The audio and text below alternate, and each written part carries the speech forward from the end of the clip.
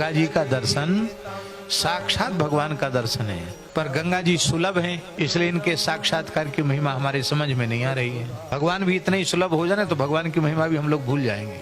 गाय में, गोविंद में, गंगा में, गुरु में, गीता में, गायत्री में अंतर नहीं है, ये भगवत स्वरूप ही है, पर हमारे में श्रद्धा जैसी होनी चाहिए वैसी नहीं है, इसलिए हमको इनके दर्शन से जैसा लाभ मिलना चाहिए वैसा लाभ नहीं मिल पाता, जैसा आनंद मिलना चाहिए वैसा आनंद नहीं मिल पाता है। आपको स्मरण में होगा सेठ श्री जयदयाल गोयनका जी, जिन्होंने गीता प्रेस की स्थापना की, वे एक बहुत उच्च कोटि के महापुरुष थे।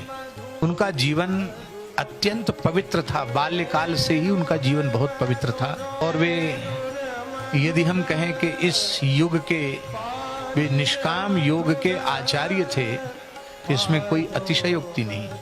अपने काल के वे ज्ञान के सूर्य थे, तो कहने में कोई अतिशयोक्ति नहीं।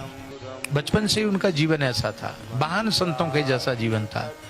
मात्र 22 वर्ष की आयु में उनकी निष्काम साधना पर रीझ करके भगवान नारायण ने चतुर्भुज रूप में उन्हें प्रत्यक्ष दर्शन दिया था। कितने वर्ष की आयु में?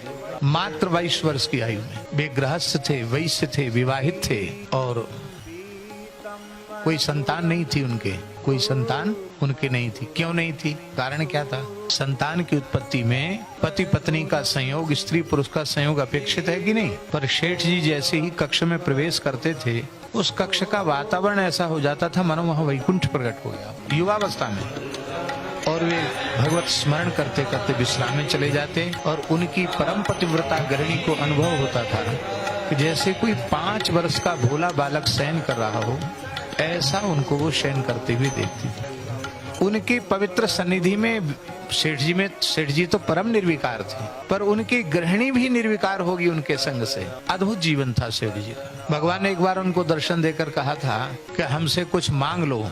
आपने कहा कि आप पधारे क्यों, पहले बताओ आप आए क्यों? हमने तो बुलाया नहीं आपको, आप क्यों आए? तो शेठ जी बोले आपकी निष्कामता पर रीझ करके हम आए। आप पूर्ण निष्काम भक्त हो, कुछ नहीं चाहते हो, इसलिए हम आए हैं। फिर आप क्यों कह रहे हैं कि हमसे कुछ चाहो, हमसे कुछ मांगो? भगवान बोले मेरा दर्शन अमोघ है, दर्शन अमोघ है, व्यर्थ नहीं जाता है, और तुम कुछ मांग लोगे तो वो अमोघ तो रह जाएगा, और नहीं मांगोगे तो दर्शन हमारा व्यर्थ हो जाएगा, मोघ हो जाएगा, अमोघ नहीं रहेगा, इसलिए आपको मांग लेना चाहिए। बोले सृष्टि के संपूर्ण जीवों को आप प्राप्त हो जाइए, सबका दुख सदा सर्वदा के लिए मेट दीजिए, सभी प्राणी आपको प्राप्त करके धन्य हो जाएं। भगवान बोले तो सब ठीक नहीं है, ऐसा मांगना अच्छा नहीं है, सब खेल खत्म हो जाएगा हमारा, तो फिर आप क्यों पीछे पड़े कि मांग लो मांग लो मांग लो? तो ठीक है, आपके दर्शन की भी मर्यादा बनी रहे, तो आपकी जो इच्छा हो वो आप अपने आप प्रदान करके जाइए। तो ठाकुर जी ने कहा जो तुम्हारा दर्शन कर लेगा, जिससे तुम बातचीत कर लोगे, वह जीव संसार के चक्र से मुक्त हो जाएगा। बंगाल में बांकुरा में थे, अपने जप करके संध्या करके उठे थे, तब तक एक साग बेचने वाली सामान्य गांव की औरत साग बेचने, सिर पे डलिया लेके साग बेच रही थी। शेठ जी बाहर आए, उससे बातचीत करने लग गए, साग का भाव ताव करने लगे। एक साधक उनके निकट थे, उन्होंने कहा कि सब्जी तो घर में है, सेठ जी कोठी में सब सामान रखा हुआ है, आपको लेना है नहीं, मेरे से क्यों इससे बातचीत कर रहे हैं? तो सेठ जी कुछ बोले नहीं, उनके नेत्र भर आए, उसको कुछ दे करके विदा कर दिया, उनके नेत्र भर आए। क्यों भर आए नेत्र? तो बाद में बहुत पूछने पर उन्होंने अपने अंतरंग साधक को बताया कि ये बेचारी भजन साधन तो कर नहीं सकती है, पर हम बातचीत कर लेंगे तो इसी से ठाकुर जी की कृपा इसको प्राप्त हो जाए। बातचीत करके इसका कल्याण करने के लिए हम ऐसे थे।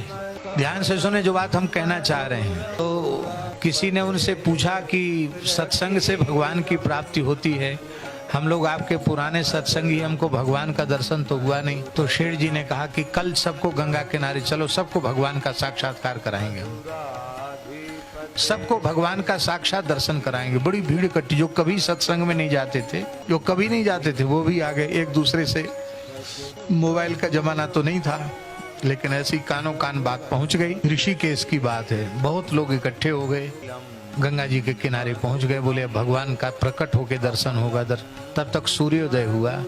शेठ जी ने साष्टांग प्रणाम किया, बोले साक्षात भगवान है, दर्शन कर लो। क्या कहा? वेद में लिखा है त्वमेव प्रत्यक्षम नारायणोसी, हे सूर्य नारायण आप प्रत्यक्ष नारायण हैं।